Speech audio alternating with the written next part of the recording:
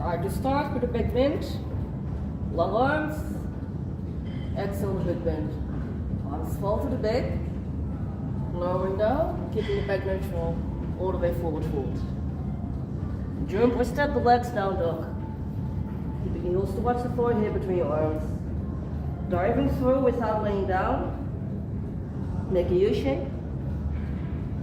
Reversing the same move to the big. Bending the knees to bear pose, knees on the hips, hands on the shoulders. Exhale, back down dog. Now the right leg sweeps forward. Extend the leg goes straight to the front, bending the left knee. Without touching the floor, of course. Lay all the way down, swinging up, so you end up in a standing lunge. Pushing forward and up. Left leg sweeps off figure 4, lowering down, find your balance. Left leg sweeps to the back, straight down. Left leg, flip over. You can sit all the way down, extending the legs. Hold it for a count. Before you lower down, keep the legs straight up. Going forward, ending up in a standing squat position. And then you can go for the other side, same thing. Exhale, big bend. Arms fall down, soft hands. All the way forward. Jump or step the legs to back down dog. Back to the dive bar. Inhale all the way forward. Exhale on the way back. Bending the knees backwards. Extend the legs back to down dog. This time your left leg goes through and forward, bending the right knee.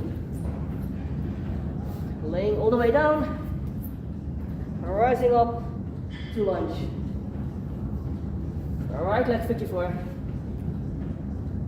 Right leg sweeps up, flip over, back to the core, forward. Lower all the way down.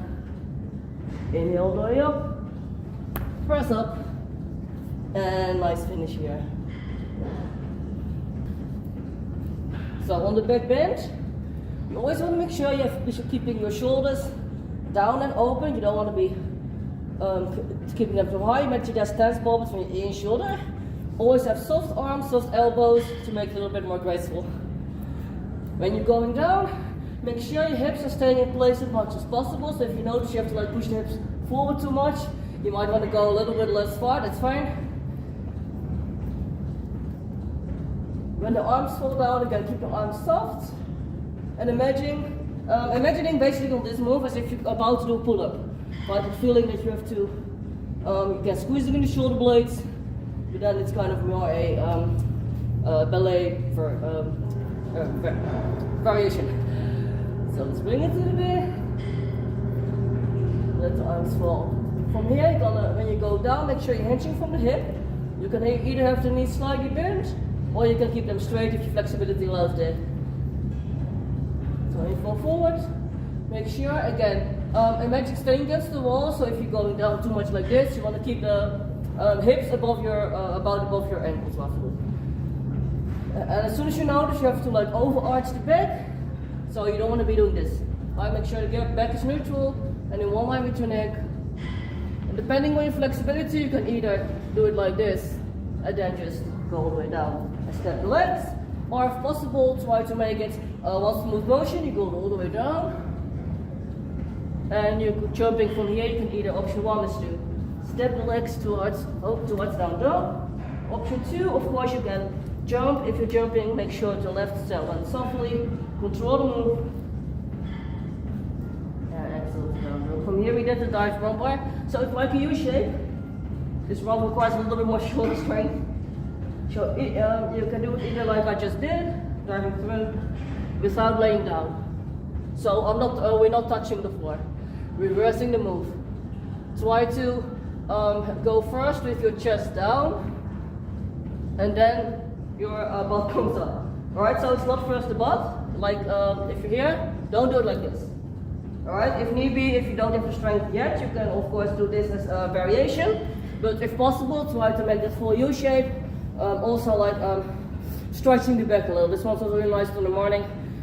Either way, we ended up here. From here, you're gonna bend the knees, to bear pose, so the knees hovering just about an inch above the floor, keeping the legs are about 90-degree angle, hands on the shoulders. As always, keep raising the core, of course. Extend the legs back to down dog. From here, we did like the pistol squat variation. The right leg slips forward, left knee bends straight up. If possible on this one, if you have the flexibility, try to, when the leg slips forward, that the foot is not touching the floor on the way forward. So if you need be, you can always feel free to use the hands to support. So you can either do it like this, that's fine. Or if possible, you can also walk hands towards your feet, and then without touching the floor with the hands, just go straight down like this. Of course, that second one requires a little bit more strength in the hip flexors as well. So you ended up in the pistol squat all the way down. From here, you're gonna lay down all the way. So the other foot also comes off the floor, the knees goes towards the chest, the other leg is still straight. I always kind of point my feet automatically. I think that's an old ballet habit, but you can also keep the feet relaxed or flexed, whatever you prefer. From here, you go stand all the way up. Again, preferably without touching the floor. If need be, you can always support with one arm to practice, but try to do it without the arms. You're going to swing all the way up so you end up in the lunge position. So basically the feet staying where they are, just go straight up, lunge. So think about moving forward and rather than having to move up, if you will. While you're on the lunge, the back heel is off the floor. It's actually like more like a half lunge, because you don't need to bend all the way. Just kind of keep the knees slightly bent. From here, so basically the leg is already ready for the next move. The left leg goes to figure 4. Keep pushing the knee outside, get the hips square. Lowering down, find your balance here. Depending on your flexibility, you can either go halfway like this, or you can find all the way down. The left leg goes to the back, straighten up. Keep the leg as straight as possible. From here, you're gonna flip over. And here you can sit all the way down. Let me turn around so you guys can see. From here, you're gonna extend the legs just above the floor. So basically holding this pose for maybe 2 counts, just to activate your core a little bit. From here, you can lower all the way down, legs coming up. And on the way up, try not to use too much momentum. So try to really use the core on the way up. Of course, if need be, you can always swing a little bit up the cheeks, but preferably from the core. When you're gonna sit up, simultaneously bending the knees, putting the foot in the, after that you put the foot in the floor and standing up so you end up in the squat position. So all the way up, bending knees and pushing up. So maybe it helps to have your arms forward like this on the way up. Option is to, if you're swinging more, like you use kind of your arms to swing up. Of course, that makes the move a little bit easier. If you do it like this, kind of use momentum. But if you can't, try to, basically you should not be having like your feet on the floor if you do this motion, right? You really want to use the core. So let's show you one more time. Here. So the easy is to have your feet as close to your glutes as possible. So coming up. And from here you basically, you made like a little bit less than a half turn. You're actually going from like one angle diagonally towards the other side, and then you do everything the same but then for the other leg. So I'll show you guys a little bit quicker this time. Remember, big bend, extending the arms, sticking the shoulders now. Exhale, forward foot. Straighten from here. Step or jump down dog. Driving through. Inhale all the way forward. Exhale, back down dog. Bending the legs, back pose. Extend, down dog. Left leg goes through. So again, you can either do it with hands on the floor, or if you have the strength, feel free to go one way, or avoid it, always almost messing up. Laying down, rise up lunge. Wide leg figure 4. Right leg sweeps big. Flip over. Hold in the core for a count or 2. Lowering all the way down, legs come up. Bending the knees, squat. And then you can either finish just like you started, like continuing the sequence basically. Or you can, if you want to finish, you can end up in finishing like any pose that you like.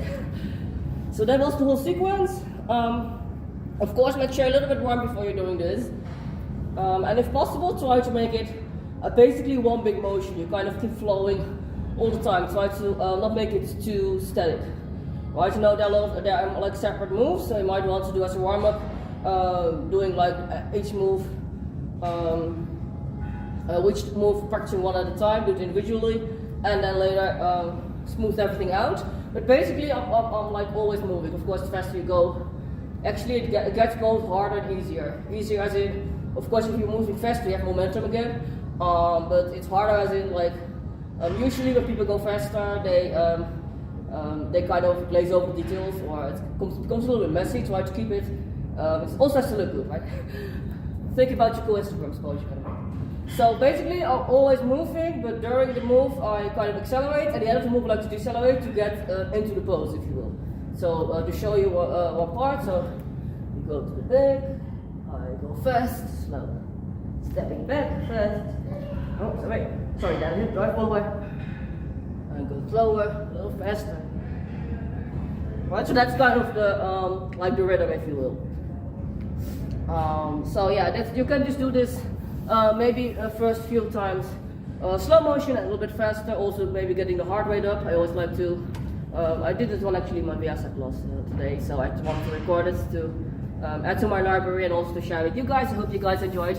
If you're a teacher, what I do in my class, if you're like a yoga teacher, again, like we started basically with like the warming up. Right? Usually in Viasa you already have like this part in the warming up, right?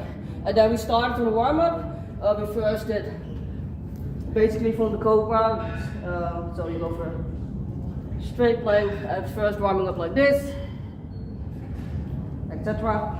And then we first did the dive bomb on the knees actually for them to practice the motion. So you're coming from, I started from child's pose in the class, rolling forward, and from here, I show you from the side. Oh, sorry, child's pose, sorry, don't go forward. I mean, you're driving through from here. So it's the same motion, but basically with the knees on the floor. Also, if your participants have injuries, or for some reason they don't want to have too much weight on the shoulders, you can do it like this. And then I first did it a few times with only the way forward, and basically we bent up like this. Also, it's then easy cue to remind people to first, when you're in the dive bomber position, first your chest goes down, then your butt comes up. But really like a reverse U shape.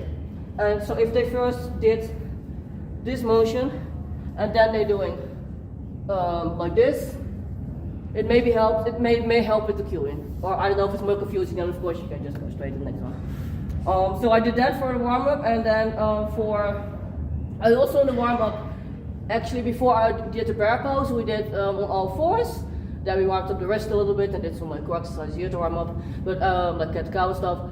And then when for the bear pose, we actually first went to all fours, tucking the toes under, and then because usually they know all fours, so they make sure they have their hands on their shoulders and knees on the hips.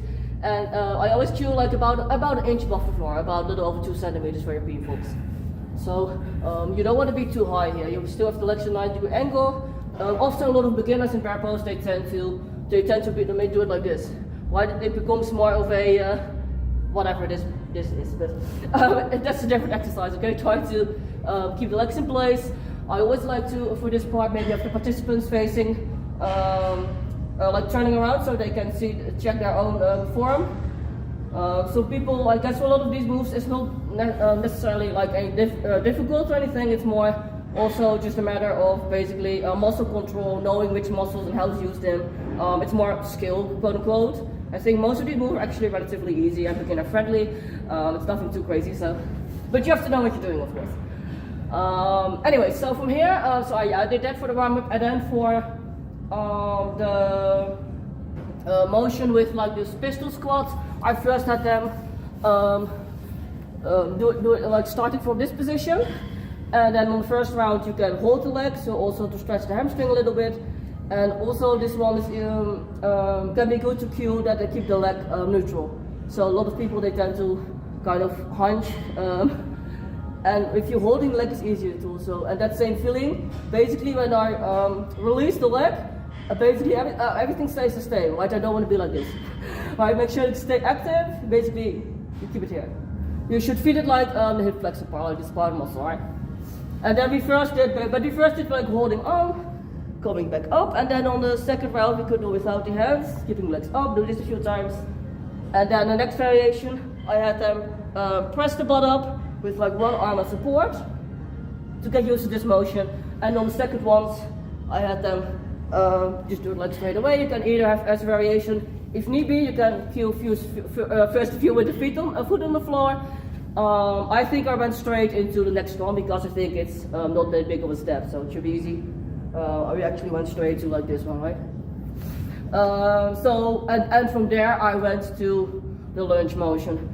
Option here I think I already showed to do it with the arm, but if possible, it's good to do it for the sake of leg strength, keeping the arms forward or like crossed or however you like, but not on your legs and not on the floor basically.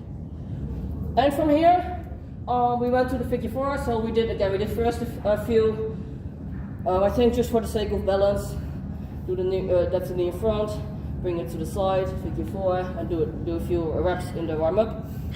When you do the figure 4, make sure you're opening from the hip, like the knee goes out, but you want to make sure you, like maybe a little bit closer, that you do it like this. So you don't want to be turning.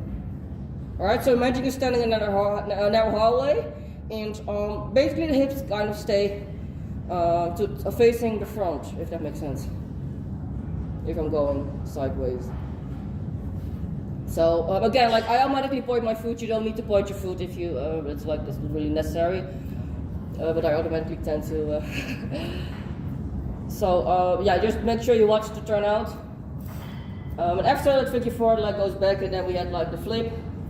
So we went over here. Just gonna bend the knee.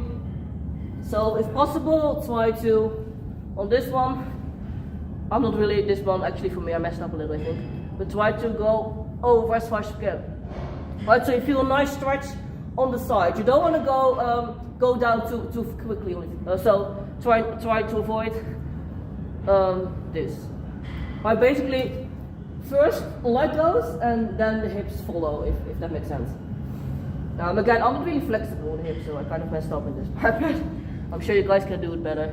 Either way, you're coming up, and basically I'm like lifting my heel off the floor, and I want to basically be in this position for as long as I can, and then at the last moment when I really need to finish the move, I'm gonna also lift the arm up. Excuse me. So you're coming up, and go down. Again, I also need to work on my back bends to make the last part a little bit more graceful because it's a little messy, but hopefully you guys get the point. And then we ended up here. Basically, you can sit down here, and then we had the little core part. For this one, I think in the class we did as warm up, just do a few warm up exercises for the core. And when they were warm, I went to this position. So you also want to cue here that they keep the shoulders low and back, keeping the chest up.